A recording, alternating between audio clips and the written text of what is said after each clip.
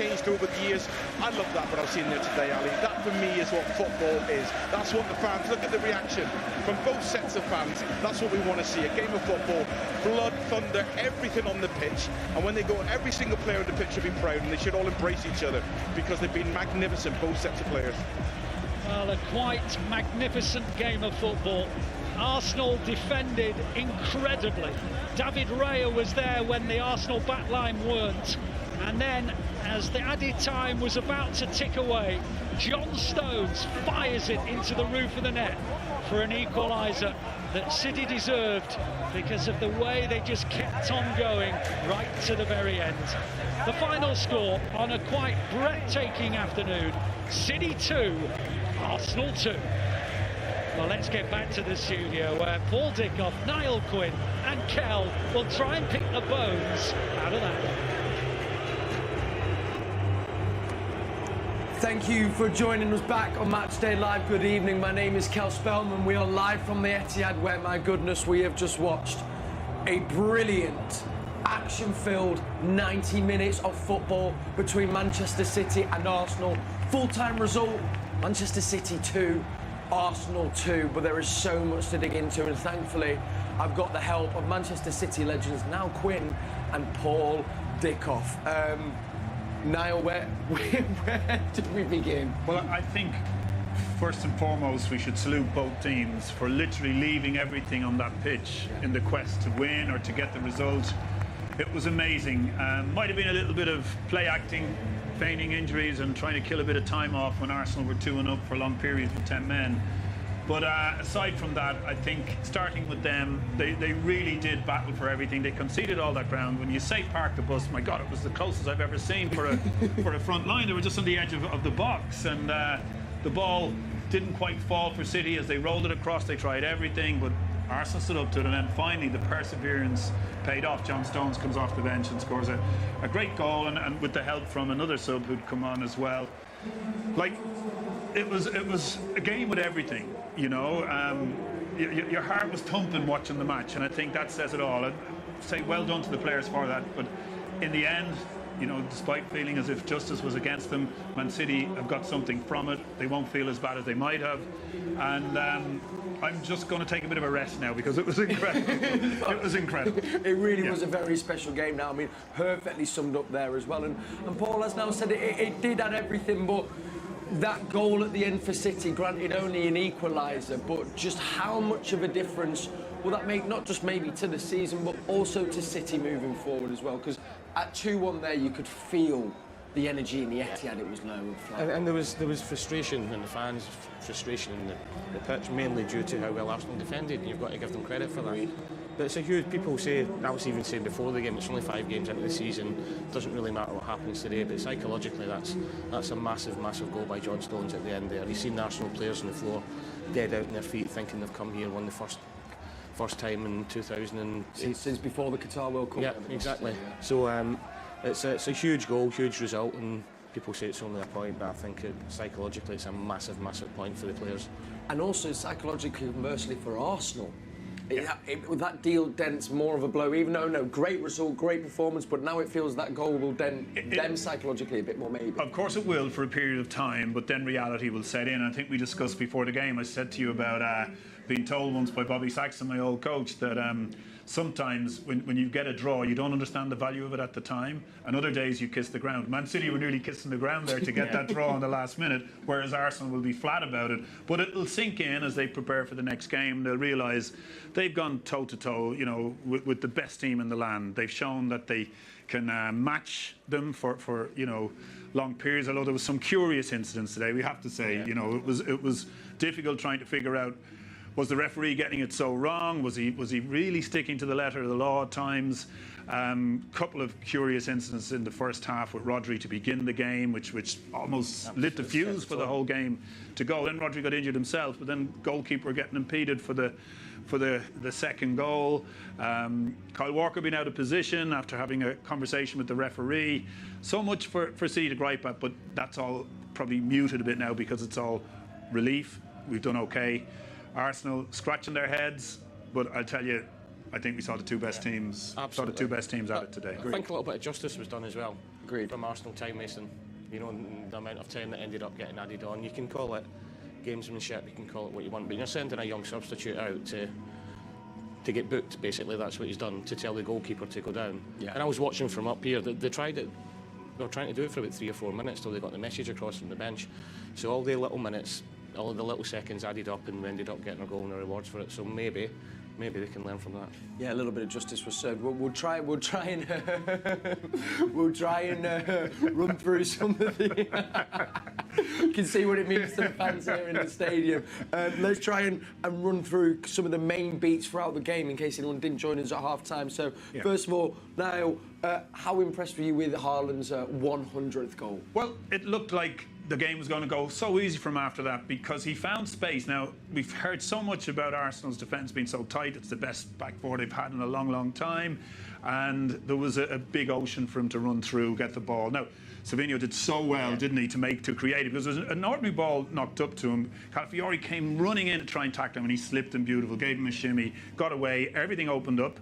And the Arsenal fence were in through too slow to close into the gap, but that didn't matter. Once he got the sniff and the ball was played through, it was inevitable. He had a lovely little flick with the outside of the foot, passed it into the net with his hand raised, I think, before he even took the shot. And you thought, wow, it's going to be City's day. Yeah. You know, you really did. At that point, the stadium was alive. You thought, this is brilliant. These guys are way ahead.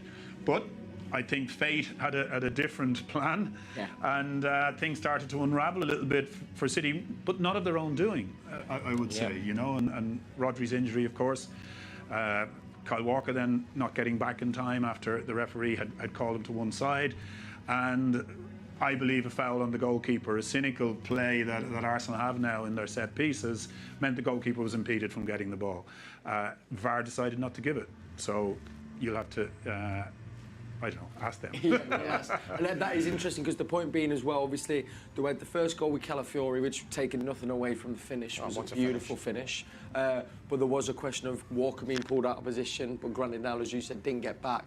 The interesting thing with the second one from a corner, which we highlighted, that is one of Arsenal's strong points. You don't want to give them set pieces, but he did give what seems like a free kick for something very similar in the corner 5 minutes before. And what we were saying is you just want some consistency, Paul, because that's how they got the second to go ahead before half-time. There was no difference between the two fouls and what wasn't a foul. You know, so if he's going to give one, I think he has got to give the other. But then, you know, once it has went to VAR, it's very difficult for VAR to overrule the referee on that point. Yeah, but do you think maybe he saw the goalkeeper overlooking for it? Sometimes they look at that because Edison did go back as if he'd been clouded. He hadn't been clouded, he'd just been impeded enough that he couldn't go for it. Possibly now, and I think but the referee's got to do his job. Yeah. You know, whether Edison's looking for it, we say all the time, oh, he's got a foul there, but he's looking for it. He was looking for the foul. You've still got to give it if it's a foul. But look, they work on it, and it's the most casual, inoffensive looking thing, but it's enough to stop. And it's super enough effective. to stop. Yeah, and I think referees will have to look at that a bit more clearly. I think you made a great point as well, Niall, especially when, you know, sometimes, all right, if there is, you feel an intention to play the ball, the fact that he wasn't even looking at the ball coming in. Neither player had their eye on the ball. One to the front of him, one to the back of him, slight little bumps, and he got caught in the two. I suppose executed really well if that's what they're doing on the training ground, you know? Because I've been told before, oh, do the block, and people grab and block, and there's obvious fouls, but they were cute. They were cute, weren't they? They knew what they were doing. We're moaning about it here, but if you're Arsenal and Mikel Arteta, you're absolutely buzzing that it's worked, because it's obviously something they've worked out. They're telling the players to go out and do it, and the players have executed it. And it's interesting because that really then felt like where the momentum had maybe been then building for Arsenal, it turned the tide, and then right on the brink of half-time, we have a second yellow for Trossard, which it all happened very quickly, but it did seem, Paul, it was the second yellow for kicking the ball away, which, if you're Arsenal, you're obviously going to be gutted, but letter of the law says it's a yellow card. Absolutely, it's just a little bit silly, and I know it happens very quickly, like now we're saying at half-time that the pace of the game, we see it and it's slowed down, but you hear the whistle as a player, and especially if you've been booked as well, you know, you just don't give the referee any opportunity to do it, you know, because there was no need. The half-time whistle was going to go. But I do think when he bumped and kind of saw the little gap, there was a player out left who was free, and it was in his mind, and he heard the whistle, and he kind of didn't really go through with the pass. The ball is kicked away. I still think it was harsh. Yes. I really do. I'm not sure anybody in the stadium jumped up and said red card. No. We were all surprised. I did. But I guess, and you know, you could probably make the argument as well when you saw what happened to Declan Rice, which for me was even a softer yellow, but you know, you've kind of maybe got to learn your lessons. Anyway, we took a breather, half-time.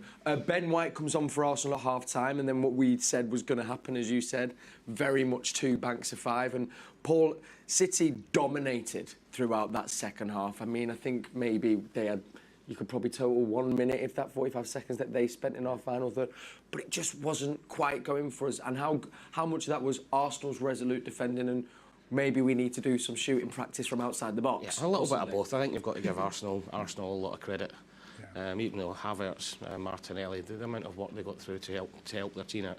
Look, we've both been there as centre forwards when you get man sent off and you're that one. It's horrible, isn't it? Yeah, because you don't want to go back and defend. And just to let you know, Kel, it wasn't 2 5s, it was a 5 and a 4 because one had been sent off. So that makes it even better. 5 and a 4, yeah. How well they all marked. It was actually, I actually think it was nearer a 9. Yeah. You know, with the goalkeeper back on the line, they were such, so tight to each other, to the point where, City's centre-backs were getting the ball 25 yards out. They'd had a couple of bad shots, 1 or 2 of them, and they got nervy, and it didn't fall to the right person. But the Arsenal players kept doing their job, didn't they? And they very nearly held out. I mean, even... Sorry, Paul. It's a sign of champions, wasn't it? They were frustrated for all of the second half, but they kept going, and they kept going, and they kept going, and they kept believing. And I know he wasn't long on the pitch, and I know I'm a big fan, but me and Niall were saying as soon as Jack came on, to give Jack the ball. Because it was something different that they hadn't defended against before. Yeah, he got into the box where, he doesn't go in like a duck straight and firm and goes at things, but he kind of kids the defender into coming and lunging at him. And I was hoping that, maybe something would come with him that he'd create. And of course, the goal came from it because eventually he gets in and he's clever enough to whip it back to the penalty spot. Djokovic has the shot that Stones eventually scores. But there was a couple of things times today when I thought about the word craft, and I think we said, City, for once, were lacking that bit of craft to open up the chance. Poor Haaland, he was all over the place trying to find gaps where there was no gaps. He's trying to get in. Players are marking him tight. Lots of things, weren't happening for City. But once Grealish started to come in, you could see Arsenal worrying a little bit. He had 2 or 3 really big moments here before the goal, and then eventually the goal comes. So when Jeremy was out wide and when Savinho came out wide, they were going and engaging. Where it was Timber, and then when Timber had to go off, it was Ben White. They were going out and engaging. When Jack got it, they were backing off. Because he does it differently. He's not that raw pace that goes at you. He fools you into maybe going for a ball, and he gets into great positions. I was kind of pleased for him because it must be so hard for a player to be doing as well as he does, Foden as well, and then to find themselves on the bench. But it worked for them today.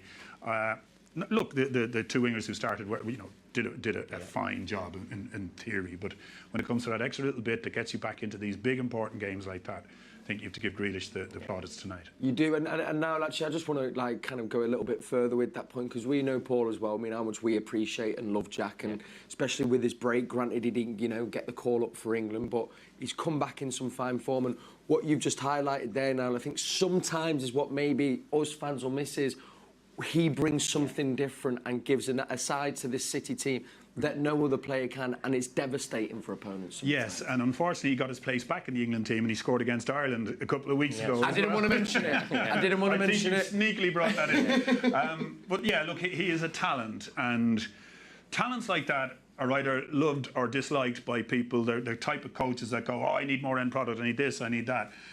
Pep has tried to change him into a more of a machine-type team player, but he still retains that wonderful craft that when the ball goes to him, it flows, his body movement, his dropping of his shoulder. And he's not doing it with this incredible pace, that's just opened the gates. It's craft. I go back to that word again. He's a craftsman at play. And when he's right and when he's doing what he does best, I think there's nobody better. I love watching him because he can stop and go. Invite challenges, drop the shoulder one way, and it just looks so easy for him. And it was like, now I said Kolo Toure as well coming up in just a second, but he first of all won the corner after getting past Ben White, and then it was him again with the ball just for the goal. Just talk us through that, Paul, because I mean, gosh, it went off. It did. It went off in here. It went off everywhere, I think. But yeah, it was Jack. He's drawn him out, but he knows when to release it at the right time as well. There's times maybe before Jack came on, there was frustration that we were getting it wide, but then we were just knocking it back, not really looking to create anything. And Jack waited to the right time, seen Kovacic with the space, knocked it back. He said the shot which had been blocked. You've got to give David Raya a mention as well. He was outstanding for Arsenal today. And then the clinical predator, Johnny Stones was in there. Shanked it right into the back of the net. But fantastic, and it's always nice when the 2 subs come on and and contribute the way they did. But I'll say it again, you know, it would have been easy for City to, once it get to 95, 96 minutes, to sort of think it's not going to be our day. Yeah, it was actually kept going and kept going. And it was actually the 3 subs, because Kovacic was the one who had the shot on the edge of the box. So the subs combined to save the day, and you can call it depth of squad, call it what you want, but I think Pep will be frustrated in the immediate aftermath, but as the week rolls on, it'll feel okay. We're showing something there that we weren't absolutely at our best. The cohesion was gone a little bit when they banked and had their 9. But they came out of it and they got the results. So it's brilliant. I think we saw 2 Titan teams there. It was fantastic from both sides. Really did, and I think as well the stats complement maybe City deserving the goal. 28 shots to Arsenal's 1 in the second half, 88% possession as well. Let's head pitch side. FG can give us the thoughts of Kolo Toure. All right, full time from the Etihad Stadium, and I'm joined by Kolo Toure. Kolo, what a game that was. Second half was a tactical battle, wasn't it? Absolutely. You know, predicted. You know, 2-2 for me was the score of that game, because I think both managers knows each other so well, and I think that both teams know each other very well as well. And I think that's it's always going to be a tight game, and I think 2-1 were not deserved in my opinion. I think City were dominating the game in the first half. And then second half, Arsenal changed shape because they lost a man. And 5-4 was the shape they had. 5-4 was really difficult to break. And I think that it was a strange situation, because the Manchester City centre-backs had the ball, they won the box, and they're not used to that kind of situation with Diaz, with Akanji. And they tried to shoot the ball a few times, which it was hard for them because they don't practice that training really, and it was almost like wanted the midfield to be on the ball to shoot and score really. Now, funnily enough, it was a centre-half who scored the equaliser with the last kick of the game, John Stones. When you're looking at it in the grand scheme of things, is that 2 points dropped for Arsenal again, like they did last season, or do you think it's a point gain for Manchester City? I think that it's 2 point drop from Arsenal, because I think they could have won the game, because they defended so well at the end. I don't think they deserve to win the game anyway. And for me, I still think, when I'm reflecting, it's a fair draw, I would say, you know, because both teams give everything. It's almost you played against Man City, the best attack in the country, one of the best in the world, and then you have Arsenal, one of the best defense in the country and in the world, I think. And at the end is a draw, which is fair. And finally, Arsenal set pieces. They're very, very physical when they're attacking set pieces. Probably the best team in the world at set pieces. Yeah. How do you defend against that, Kolo? I think the shape that they have before the corner come is very strange, because they overload the back post and then suddenly they just attack. And because they're coming at numbers, it's really difficult to figure that out. And especially when you play a zone like Man City does, I think it's always going to be tricky. But again, the big Gabriel is really good in the air. He scored last week, he scored again this week. And I think that, we know Arsenal is one of the best teams in set pieces. And of course, that no surprise, but I think at the end, good draw for both teams. Yeah, absolutely, a good draw, and we move forward. Kolo, it's been a pleasure. Please join us again on Matchday Live. You are always welcome. We absolutely love you on the show. Thank you very Best much. of My luck pleasure. with your incredible work that you're doing in the academy, and we look forward to speaking to you soon. Absolutely. Thank you very much. Thank you very much. My pleasure always.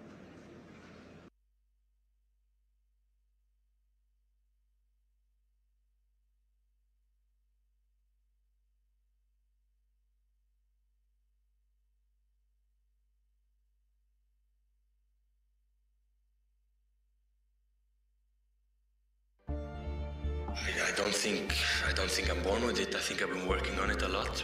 Then it comes natural for me. When I was young, I was like most of us watching football. I saw when the people were celebrating, and then I was like, oh, I would love this to be me. It's not easy because the club kind of was a bit used to not playing with a striker. This was the perfect challenge for me to come in and show everyone that City can become even better with a striker. I think I did this. I'm also happy that there's so much more I can become better on. I'm happy I'm still young. as I am, and I can improve so much. So I think I'm in a perfect place to keep on developing. I just love the feeling, and that's why I do it. Okay, here I am in the Legends Lounge, and it's with great pleasure to say we've got something extremely special to show you guys, because we've got two people who've won a special competition, the official members competition, to be here today at the Arsenal game. We're here in this amazing lounge. We're going to surprise them, and it's a bit of an interesting story because we've got Matt, who's bringing in his granddad, John, who's been watching City for 80 years. And here we are. Matt, pleasure to meet you. Pleasure to meet you as well, John. We'll come to you in a moment. Matt, first things first, congratulations on winning the competition. I was told you nominated to bring this gentleman with you. Explain why. It's my granddad, who's been at Blue his whole life. We've grown up on the stories throughout the years of his tales of Main Road and some of the legends that he's seen in the past. And when I saw the competition coming up, I thought, what a better man to bring than him. Well, absolutely, and we will come over to this man now. My name is FG. Pleasure to meet you. First things first, I understand your first Manchester City game was 80 years ago. Yeah, 1944.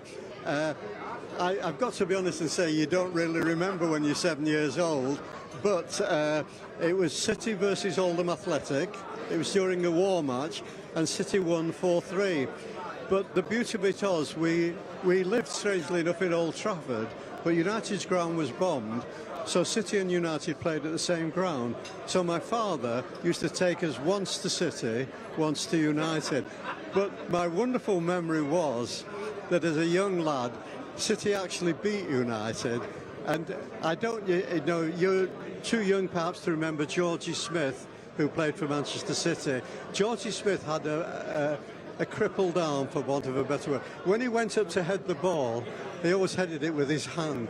But on that day, Georgie Smith scored 4 goals, as I remember, and United had a goalkeeper whose name I never forget, Tapkin, and he was responsible for the 4 goals. So that was quite a wonderful day. But the beauty of Main Road was that my father went to the very first match at Main Road in the 1920s. I went to the last one when they played Southampton before they left Main Road, and whether you know it or not, City lost, of course, because that was the days when they lost every match. And my son-in-law said to me a few years ago, it must be very frustrating to you that in the twilight of your years, when I nearly thumped him, he said that City are winning, you see. And I felt like saying, well, City are winning all the time now, and your team are not doing very, very well indeed. But I have wonderful memories of Main Road and wonderful matches. The one I remember, I think, most of all, apart from Ivor Broadus, does that name ring a bell? He threw me out of the ground when I wagged it one day. But the player I remember most was Ken Barnes, Peter Barnes' father. Ken Barnes was the most wonderful right half. He was always called the best uncapped player in the country, and Ken was really a very wonderful player. But Matt was asking me about Bert Trautmann, and Trautmann was, we have wonderful goalkeepers nowadays, but Trautmann was the only one I ever saw who could catch a ball that the other players are happy to punch away. He was above the rest, Bert Trautmann. It was not just a legend, he was better than any other goalkeeper you will ever mention. Lovely stuff, FG. Thank you there. That was taken before the game. They were competition winners, Matthew and his 90-year-old granddad, John. His first game was in 1944. Amazing. Apologies there where our audio dropped out as well, but I believe we're back. So we can now look ahead, and it's a quick turnaround, gents. Paul, I mean, Watford on Tuesday night, not much time to recover. I mean, sure Arteta will be mentioning that as well, but we've only got, 24 hours really. Chance for the youngsters, do you think, for the game against Watford? Chance for youngsters, and then, but look, you've seen Phil Foden, Kovacic, all come on, Jack coming on today, so imagine they'll get more minutes. Then on the bench you've got Matheus Nunes, McAtee, and so there's plenty of players there for them to come on. And Rodri looks they're used to it as well. They're used to it as well. I think it'll be a much changed team, but Rodri, I'd worry about that. Yeah, you know, he's such an important part of the team, and I hope he's okay. I really do. Didn't look too good. We'll find out in time. But he would be a huge loss if he's out for a long period of time. There's no doubt about that. We also, I think, have to mention we saw the VT there, but again, the man just keeps surprising us all. 100 goals for Erling Haaland in a Manchester City shirt now. It's quite phenomenal. It's unbelievable. I have so much admiration for him because he makes it all look easy. You know, there was times when players were swinging out of him today, but he was still carrying on, looking for the ball. I think he's as honest as the day is long. Everything he wants to do is the right thing.